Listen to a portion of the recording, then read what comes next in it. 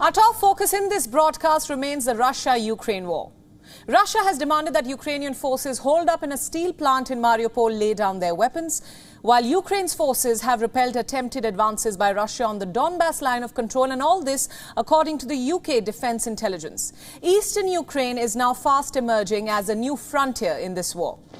Meanwhile, the UN has called for a 4-day humanitarian pause to allow civilians to flee. So what lies ahead? We'll try and answer all this on this broadcast. The barrage of shelling and airstrike continue in Ukraine. Only this time it is being concentrated in the country's east.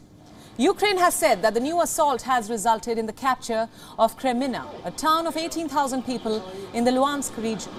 This comes after Russia on Tuesday said that it had carried out dozens of airstrikes in eastern Ukraine. Moscow said that these strikes targeted Ukrainian positions in parts of Donbas in particular, as well as towns close to the front line. The Donbas region has been the focal point of Russia's campaign for a long time. Pro-Russian separatists already control much of Luhansk and Donetsk, an area which is home to much of Ukraine's industrial wealth, including coal and steel, which is why this region is so significant. Capturing Donbas would also allow Russia to build a land bridge to Crimea, a region that Russia had annexed in 2014.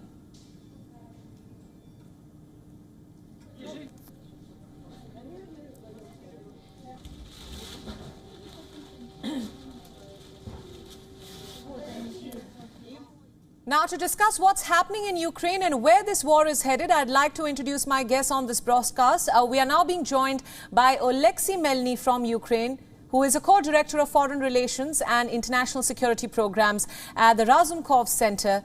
We are also being joined by our correspondent, Laura Makin-Aisherwood from Riga, Latvia. I welcome you both on this broadcast. We'll, of course, focus on where this war is headed. Laura, I'm going to start with you. Tell us what's happening in eastern Ukraine. Moscow claims that it has struck more than 1,000 targets and also says Kreminna. What's your assessment about what's happening on ground?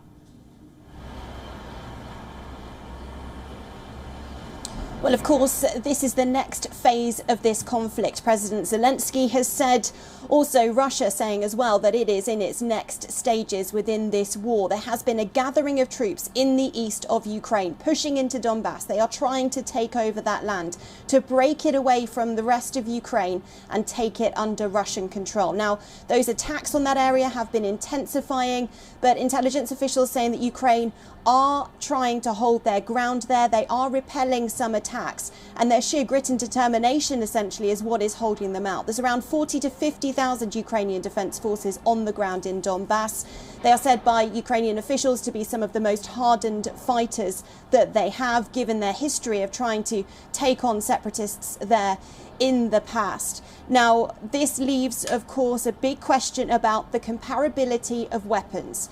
President Zelensky has said that had the Ukrainian defence forces had the same kind of weapons as Russia, then this war would be long over. And that seems to be the focus now. This call for extra support from the West, a bigger military package of support, more weapons to be passed to them. But Russia is trying to prevent those weapons getting to the defence forces by targeting infrastructure across the country, preventing that movement occurring.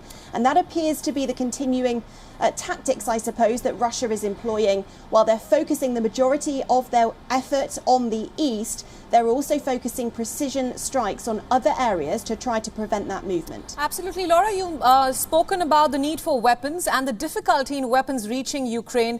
As we speak, Western allies have pledged more military aid to Ukraine and sanctions, stronger sanctions against Russia.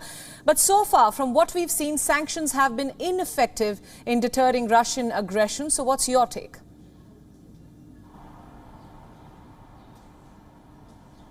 Yeah, these have been huge packages of economic sanctions. They've been targeting not only the huge banks within Russia, but also individual billionaires, oligarchs as well. The UK, when it's been delivering those packages, have been saying this is an attempt to basically choke off what it calls Russia's war machine, prevent that funding getting to the government and ultimately down to the people of Russia, and prevent it investing any further funds in this war. As you've said, Russia continuing to say that it's not having much effect. They're saying that actually it's backfiring on the West, that it's affecting inflation rates and the economies. But of course, over time, this will have an impact.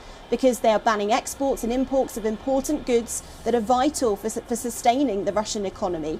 And so long term, regardless of what the Kremlin says, this will have an effect on the economy. And that is not what President Vladimir Putin wants. It's not the message that he's sending out to Russians everywhere at all.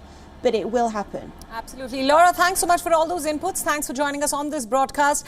I want to take my next question to you now, Alexei. Thanks so much for joining us. You're joining us from Ukraine. We've seen the Donbas region or eastern Ukraine become the new frontier in this ongoing conflict, a new phase in this war. What's happening as we speak? Good morning. Actually, Donbas has been a war zone for 8 years already. And now we see another way of escalation, as you rightly mentioned.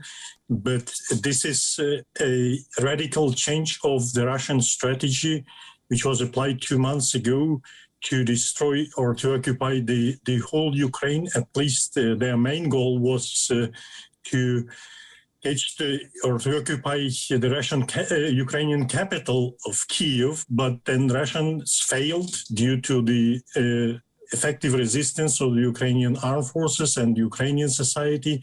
Now Russia is forced to change the tactics because, as you probably all know, there is a great event in Russia in 2 weeks' time, which is a celebration of the so-called Great Patriotic War victory, which is going to take place on the 9th of May. And President Putin needs something to report to his public. And this is something is supposed to be another victory over that Russia called Nazis Ukraine. And that's why Russia in this rush to achieve or to show to its public at least something. But I think that the prospects of significant defeat of the Ukrainian forces in the east are not very clear for the moment. And of course, there is a heavy fighting. There are continuous strikes, not as much on military targets, but on civilian targets, on civilian infrastructure all over Ukraine.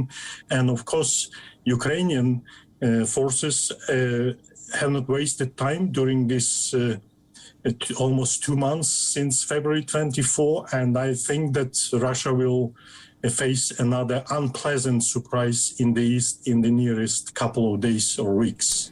Right. I just want to follow up on that for our viewers who are tuning into WION on this broadcast right now. Tell us about the significance of the Donbas region and why does Russia want Donbas in particular? We understand it's rich in materials, resources like coal and steel. Tell our viewers about that. I'm afraid that everything that you told about Donbas is already in the past, because more and more towns and villages in Donbas now are no-man territory, because Donbas now in ruins, it's completely destroyed. It's a total humanitarian disaster. If you look at the city of Mariupol, which is significant for, as you or the previous speaker rightly mentioned, for the land corridor from the Russian territory to illegally occupied Crimea, Mariupol, which used to be an industrial center, a seaport, and very important for Ukraine as well, now is completely destroyed and completely depopulated.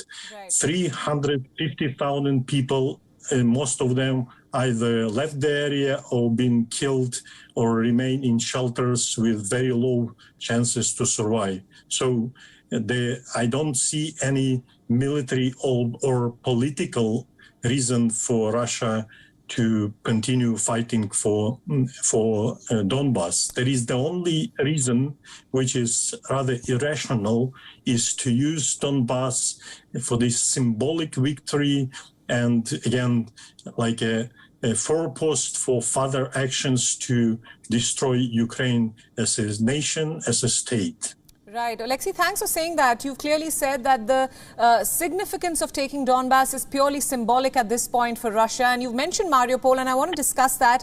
But first, I want to tell our viewers what's actually happening in Mariupol. In the ruins of Mariupol, Russia today once again issued an ultimatum to Ukrainian soldiers still defending the city to lay down their arms and surrender. But this proposal is likely to be ignored by Ukraine, just like it dismissed a similar demand on Tuesday.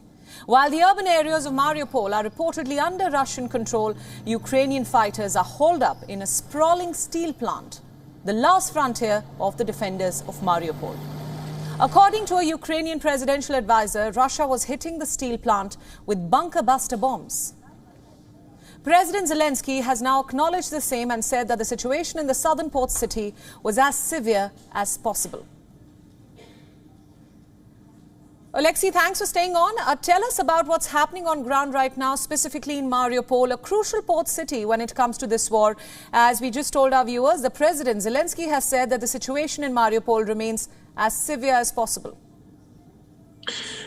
To be honest, we have quite limited information from the ground what is going on in Mariupol. Definitely, there is still a very small amount of Ukrainian troops, of Ukrainian defenders that have no other choice but to fight, because there is no route to escape, and Ukraine up until now has very limited resources to deblock the city. But also what is important to keep in mind that Ukrainian forces in Mariupol are not just fighting to defend themselves, they are fighting to defend at least a couple of thousand of people who found shelters in the steel plant.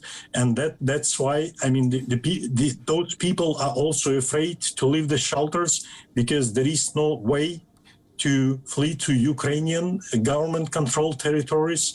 And the other option is to go back to Russia through filtration camps with the very high chance to be tortured, to be prosecuted, and to be deported in some remote parts of Russia without Ukrainian passports and without any clear perspectives to get back to Ukraine in the near future. And that's why, yeah, I mean, the situation is really terrible, and I'm afraid that no diplomatic options are on the table available. Right, and that brings me to my final question, Alexei. We're 8 weeks, more than 8 weeks into this war. Where is this war headed, according to you? We're talking about global leaders promising more action against Russia, more sanctions. But we've seen how ineffective sanctions have been so far in deterring Russia from its progression and its invasion into Ukraine at this point. What are your thoughts about what lies ahead? Well, it's a 1 million question, but definitely I think if we talk about the narratives, that there's been a radical change in the narratives, because probably a couple of days at the beginning of the war, or even the first weeks, there were discussions like what's going to happen if Ukraine fails. But nowadays, I think, well, in Ukraine, it was at the beginning. Ukraine has to win this war. And nowadays, I think more and more in the West, they are taking an approach that Ukraine should not fail. Russia should be militarily defeated on the Ukrainian territory. And I think this is a very significant change, and this is something that we have to keep in mind. Regarding the sanctions, I would agree and disagree with you at the same time, because sanctions are working. And following the Russian media, I can tell you there is a great disappointment among the rank-and-file Russians, because they suffer and they start to ask questions more and more. What do we need this so-called special operation for? Because they don't understand what their leadership is doing and why they have to suffer. So sanctions will work, but unfortunately, it's not quick as we wish. Right, Alexei, thank you so much for all those insights and giving us a sense of what's actually happening on ground in Ukraine. Thanks for joining us on WION World is One. Thank you for having me. WION World is One is now available in your country. Download the app now and get all the news updates on the move.